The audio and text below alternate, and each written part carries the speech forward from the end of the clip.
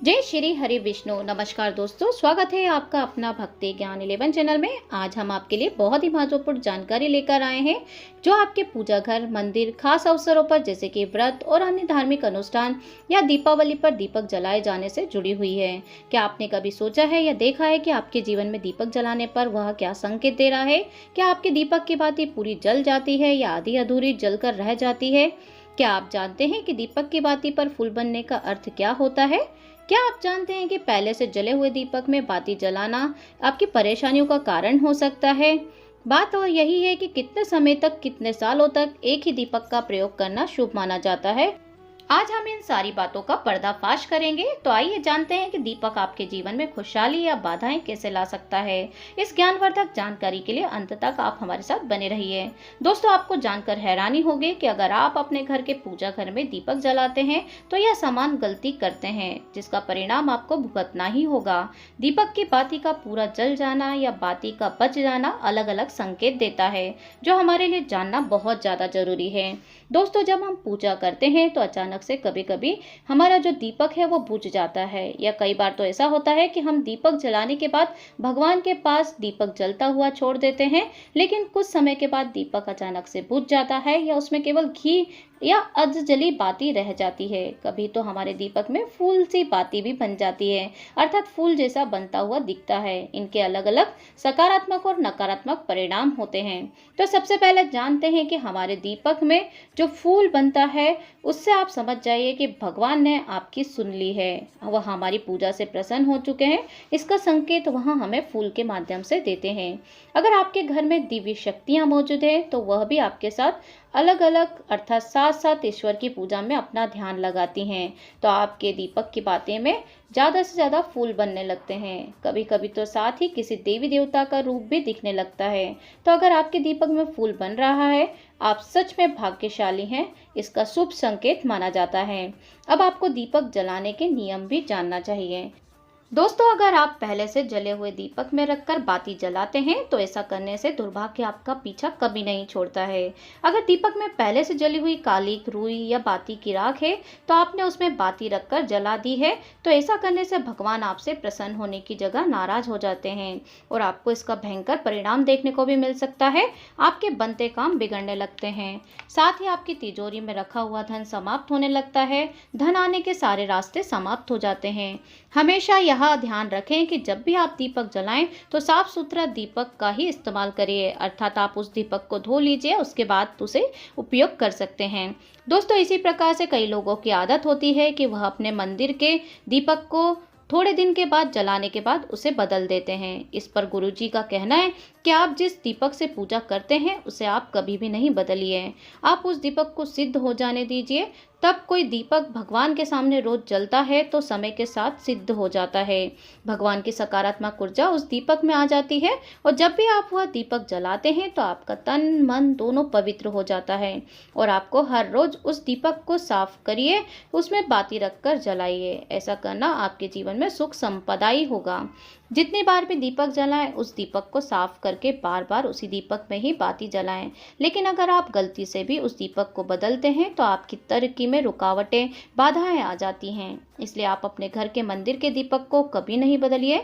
10 साल 20 साल तक आप लगातार उस दीपक में बाती जलाइए। इससे आपका दीपक सिद्ध हो जाएगा और इसका चमत्कार आप अपने घर में भी देख पाएंगे। अगर आपके घर में कोई रोगी है या लंबे समय से बुखार से पीड़ित है या कोई बीमारी से पीड़ित है तो आप उस दीपक को थोड़ी देर के लिए किसी पानी के बर्तन में डाल दीजिए और उस रोगी को उसका पानी पिला दीजिए। 15 मिनट के भीतर ही उसका बुखार उतर जाएगा और जो लंबे समय से बीमारी से पीड़ित है उसका भी असर कम होने लगेगा। अगर आपके घर में किसी को नज़र लग गई है या आपके व्यापार में, बिजनेस में नज़र लग गई है, आपका काम धंधा अच्छे से नहीं चल पा रहा है, तो आप इस दीपक को तांबे के बर्तन में अर्थात पानी से भरे हुए बर्तन में उस दीपक को डाल दीजिए। रात भर के लिए ऐसे ही छोड़ दीजिए। अगले दिन उस पानी का छिड़काव अपने घर, अपनी दुकान में करिए। ऐसा करने से आपको साफ साफ परिणाम देखने को मिलेंगे, क्योंकि जो वस्तु हम अपनी पूजा में प्रयोग करते हैं वह वस्तु शुद्ध हो जाती है और भगवान की जो ऊर्जा होती है वह उस वस्तु में समा जाती है। तो कभी कभी अपने मंदिर में दीपक को बदलने की गलती ना करें, अर्थात आपको ध्यान रखना चाहिए। और हर महिला अपने घर में मंदिर में दीपक जलाती है, रोज तुलसी को दिया लगाती है, तो ये सारे दीपक सिद्ध हो जाते हैं। तो ध्यान रखिए कि आप इन दीपकों को समय से पहले ना बदलें, अर्थात उन्हें लंबे समय तक उपयोग में लाएं, उसके बाद आप उन्हें बदल सकते हैं। लेकिन 10-20 साल तक आपको इन दीपकों को साफ करके उपयोग में लेना चाहिए।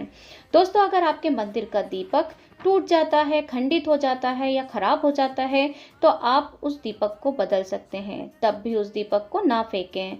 आप इस घर में संभाल कर इसे रख लीजिए, क्योंकि यह भगवान की सकारात्मक ऊर्जा का भंडार होता है। तो आप इसे किसी भी सुरक्षित जगह पे रख दीजिए। वहीं आपको अब ये बता देते हैं कि अगर आपके दीपक में घी बच जाता है, बाती पूरी नहीं जलती है, तो इसका क्या परिणाम होता है। तो पहले ये देख लीजिए कि अगर आप किसी पेड़ पौधे की पूजा कर रहे हैं, पूजा के बाद दीपक पूरा नहीं जलता है या घी बच जाता है, तो आपके घर में बीमारियां घर बना लेती हैं और बीमारियां कभी भी आपका घर नहीं छोड़ती हैं।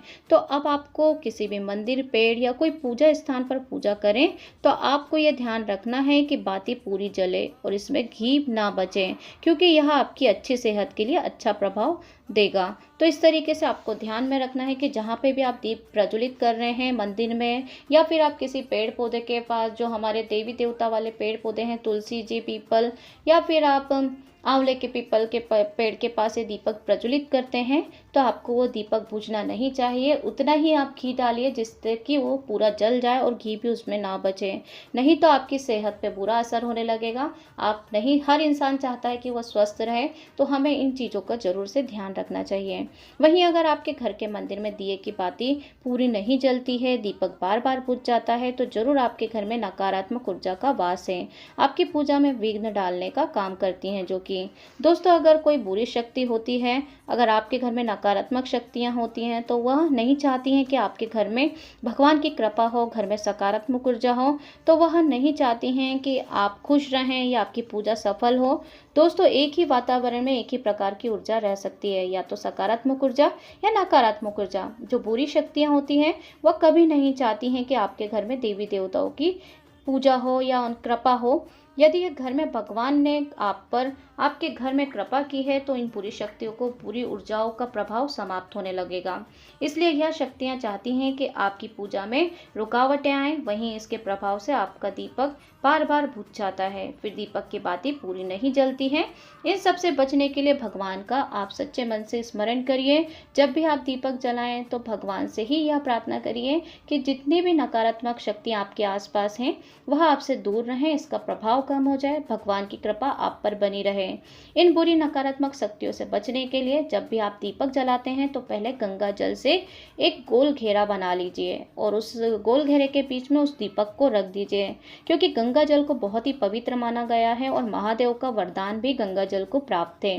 गंगा जल में कोई बुरी शक्ति प्रवेश नहीं कर सकती है, इसलिए गंगा जल कभी खराब नहीं होता है और हर तरह की ऊर्जा को सकारात्मक ऊर्जा में बदल देता है। अगर उस गंगा जल के घेरे में आप दीपक रखेंगे तो कोई भी बुरी शक्ति आपके कार्य में बाधा नहीं बनेगी, क्योंकि नकारात्मक शक्ति आपके दीपक को बुझा नहीं पाएगी। आप निर्विघ्न अपने पूजा को संपन्न कर पाएंगे। तो दोस्तों, उम्मीद है आज की वीडियो की जानकारी आपको बेहद पसंद आई होगी, बहुत ही उपयोगी है। तो ये वीडियो को आप अपने फैमिली, फ्रेंड, रिश्तेदारों तक जरूर से शेयर कर दीजिए और आपको ये पसंद आना भी चाहिए वीडियो, क्योंकि हर महिला अपने घर की उन्नति, तरक्की, सौभाग्य की प्राप्ति चाहती है, तो वो इन सब चीजों को जरूर से ध्यान में रखती है और इन नियमों को पालन करती है और हर घर में भगवान की पूजा की जाती है, ताकि हमारे जीवन में सुख समृद्धि का वास हो। वीडियो थोड़ी सी भी अच्छी लगी हो तो लाइक जरूर कर दीजिए, अपने फैमिली, फ्रेंड, रिश्तेदारों को भी शेयर कर दीजिए। एक यही माध्यम होता है जिससे कि हम आपसे कनेक्ट हो सकते हैं। आने वाली वीडियो के लिए चैनल को सब्सक्राइब कर लीजिए। मिलती हूँ नेक्स्ट वीडियो।